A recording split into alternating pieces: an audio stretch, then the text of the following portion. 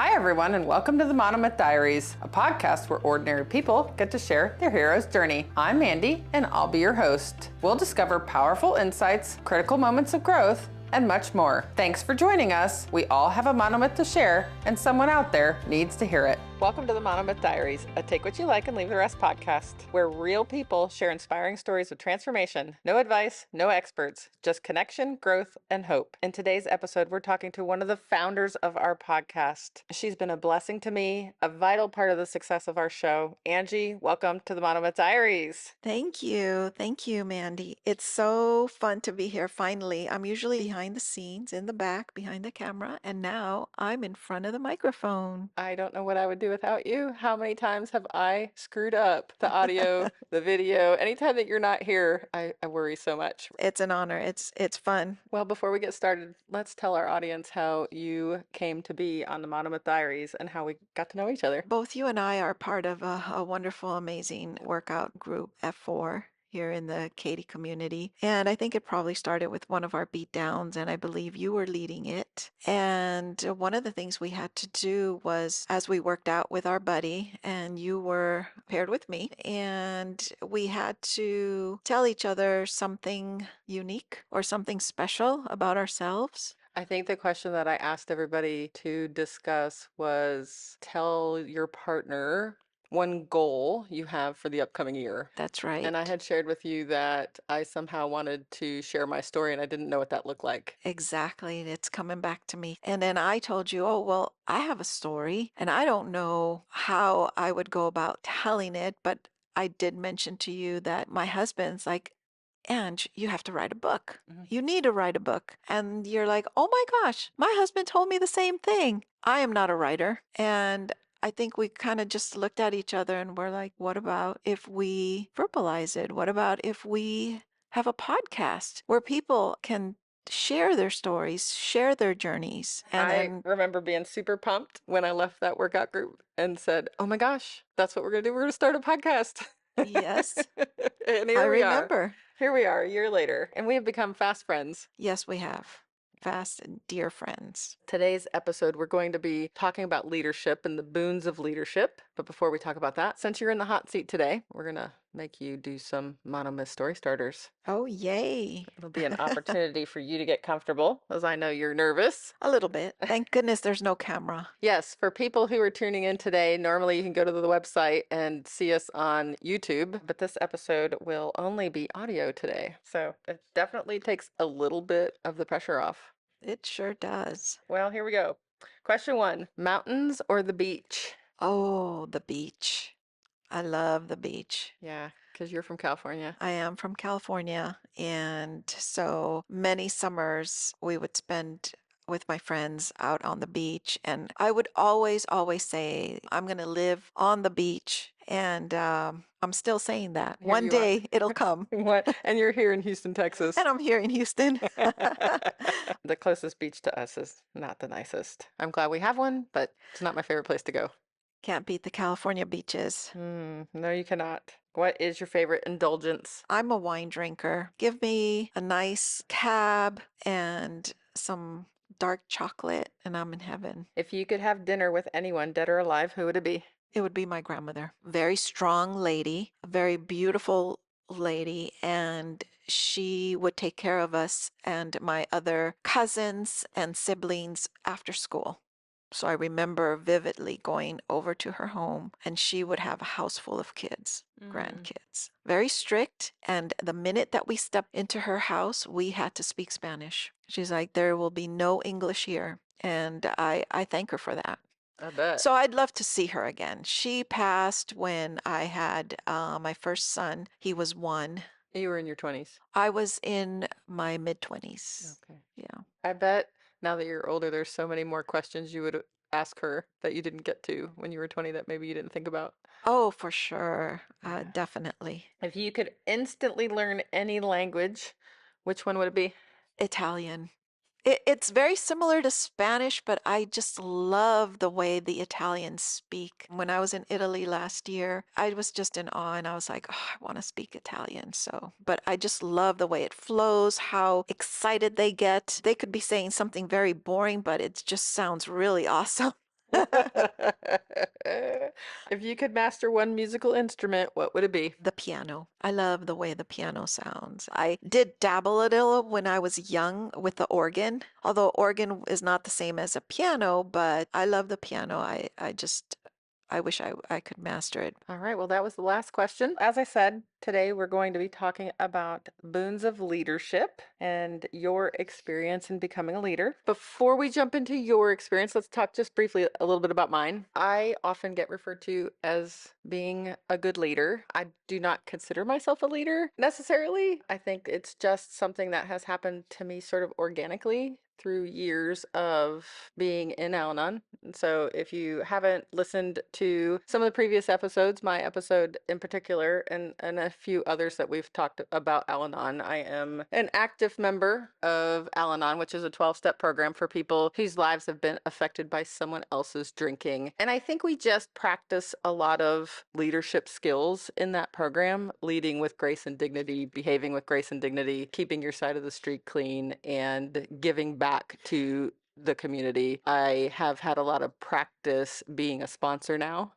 So I have Nice. sponsees, and so I have to lead them and guide them. And we're really not supposed to give advice to people. So it's really and truly about guiding them into becoming a different person. So I think that that's primarily where I got my experience. Yeah, and you could say that that is some leadership characteristics, definitely. I've always, in my career path and in courses I've taken about leadership, it's guiding people, it's motivating people, and you do that. You're our leader here in the Monomyth Diaries. Something happens, and we're all like, Mandy, and, and you're like, we can do this. We'll figure it out. That's right. That's the characteristics of a leader. You're motivating us, you're driving us, you're moving us forward. So I try to do it in an definitely, encouraging way. definitely, yes. And I think I got a lot of experience through F4. Again, if you haven't listened to some of our previous episodes, F4 gets mentioned a lot. A lot of our guests have come from this organization, F4, which is a female workout group based in faith, free fitness for females. And faith is definitely a component in building good leaders. And our organization is actually based on F3, which is the male version. The male version stands for fitness, fellowship, and faith. And I had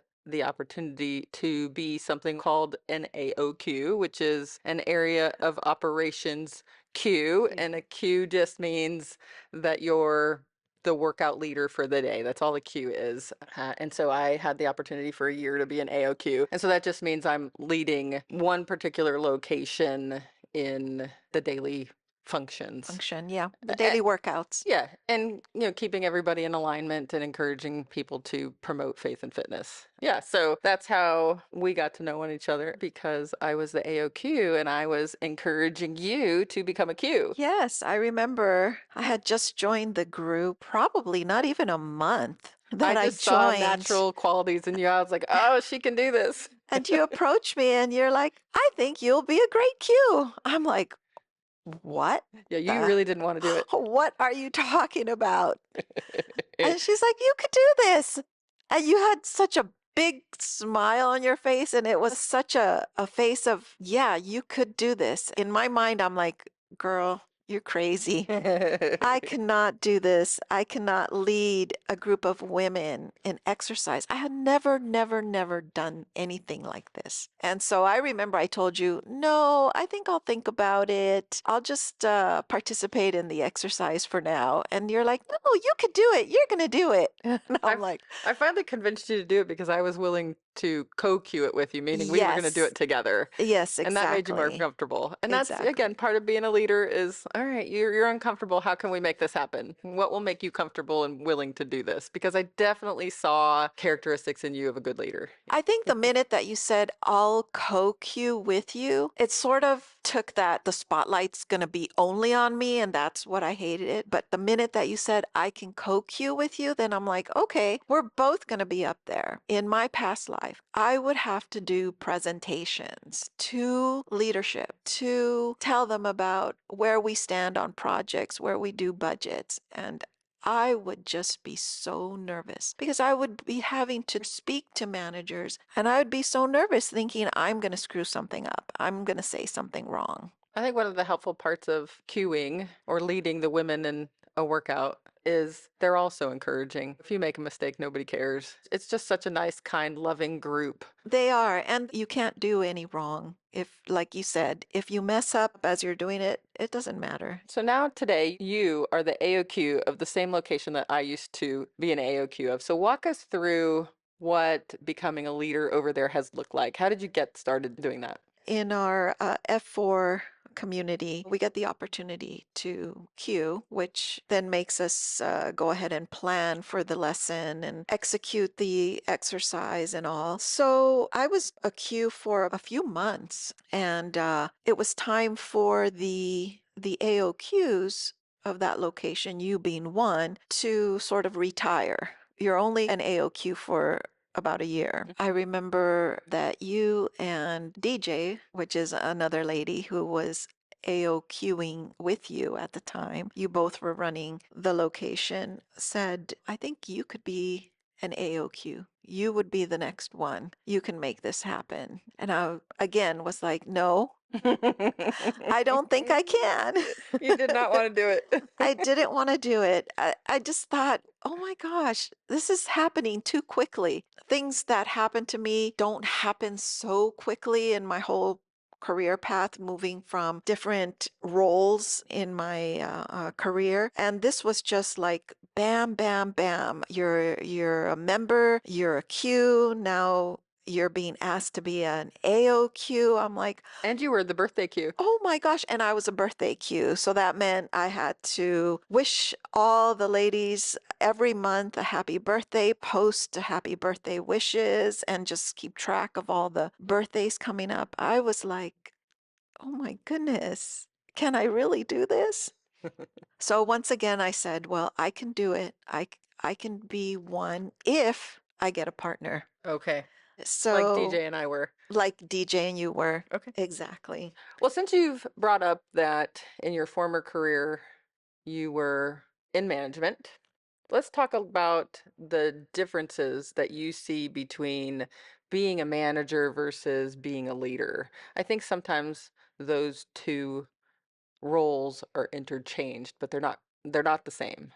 Yeah, I do believe the two roles definitely are interchanged. And so I see it this way. A leader is not so much as managing people, it's more of motivating people, giving them opportunities, setting goals. A manager is more of the executioner of those goals. Oh, that's a good way to So say it. a manager, the way I see it, manages the work. They manage the people also because people do the work, but they are the ones that execute the vision, the goals that the leader has. So that's kind of how I see the two. In my career, my past career, I was more of a manager. I would be given the goals, given the vision, and then make it happen. Okay, you had to So execute the I had goals. to execute that. And so I had to gather the team, the employees, and manage that. Make sure you're on time, on budget, on schedule. In this role with F4, I wasn't really managing. It was more you have a location, you set your goals, you set your vision. Yes, we have guiding principles and we have a mission and we must adhere to that, but that's our guide. But we're basically left to make that location more Successful. successful. Exactly.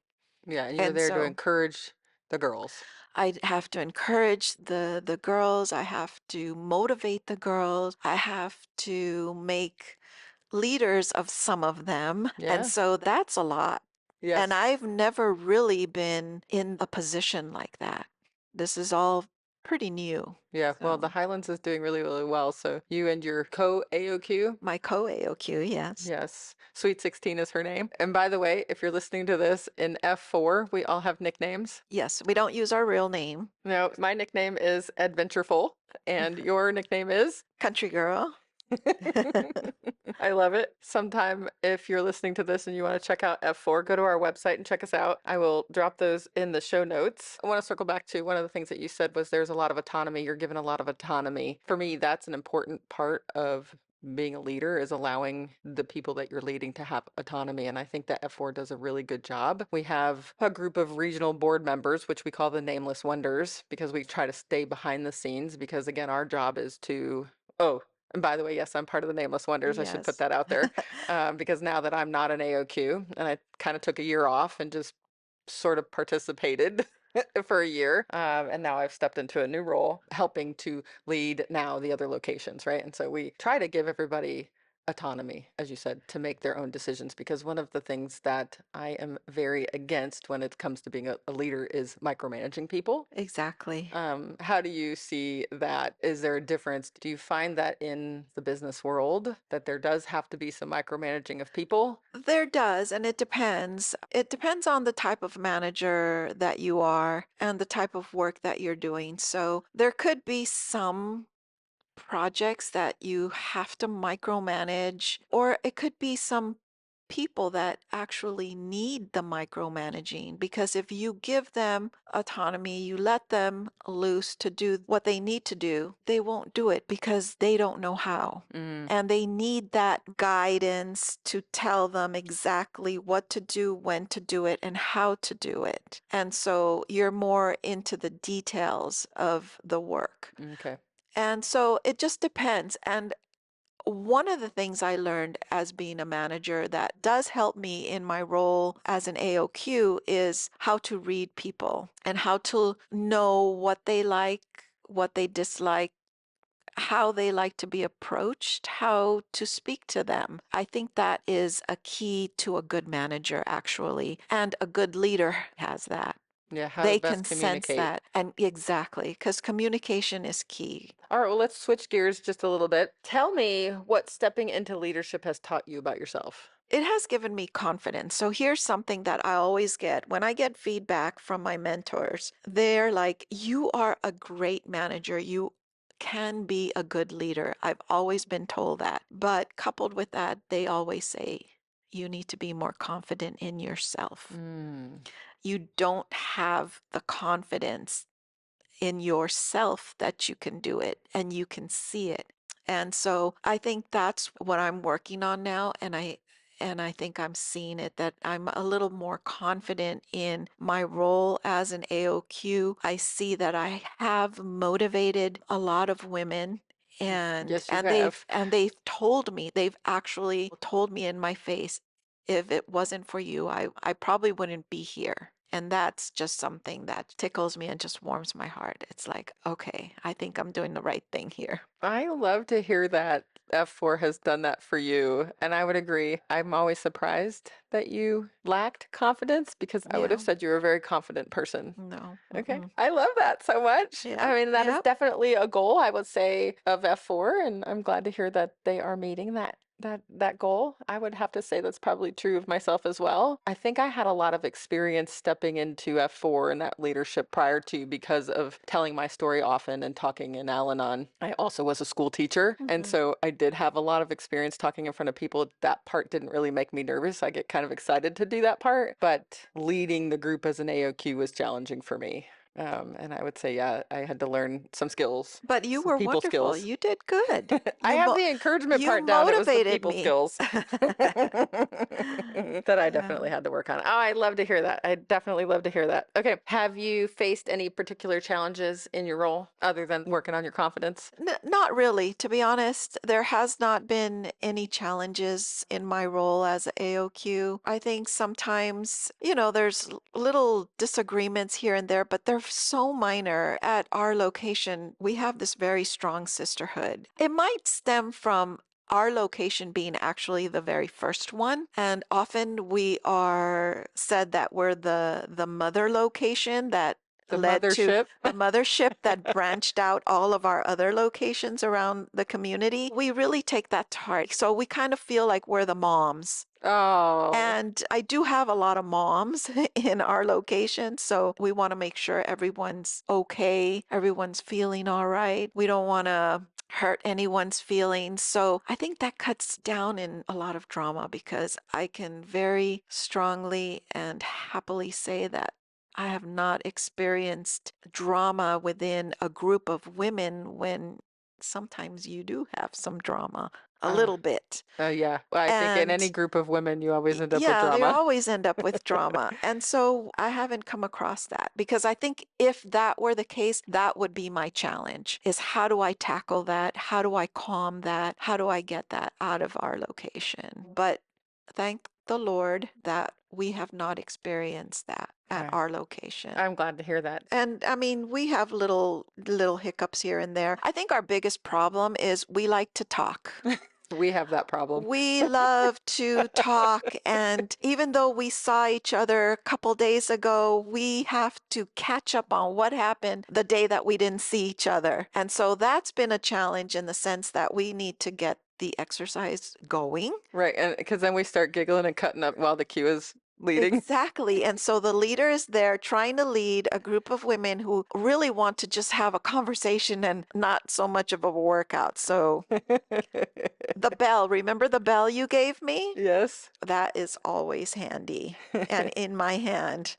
So I'll ring that bell, and once they hear that bell, then all conversations halt. I'm I'm gonna glad to say no I challenges. am so glad to hear that. I'm going to do my shameless plug once again for F4. I really feel like F4 has changed my life. I've met so many amazing women who have guided me and mentored me and been some of my biggest cheerleaders. I just love F4 so much. What are we up to? 5 locations now? We have We your do. your location, which is the Highlands here in Katy, Yes. Texas. And then we have Oceans, Mhm. which is also in Katy. And then we have Frontier, which is also in the Katy community. And we have the Den, which is the one that I go to, which technically is Richmond. And then we have Oasis, who is also in the Katy community, but doesn't have a fixed location per se. It travels. It's just a traveling AO. Yeah, to different locations. Yeah. We also have 2 ruck groups, Yes, we do. the Deep and the Deep South Side, that meet Tuesday, Tuesday, Thursdays and do some Thursdays. rucking. Those locations also vary depending on who's leading it. They get to pick the location. Yeah, so always looking to expand and grow F4 and the goodness that is F4. So Yeah. there's my shameless plug. Check us out. Come and join us if you're in the Yes, Katy definitely. area. All right, Angie. Well, is there anything else that you wanted to share? Any final thoughts about leadership? No, not really. Okay.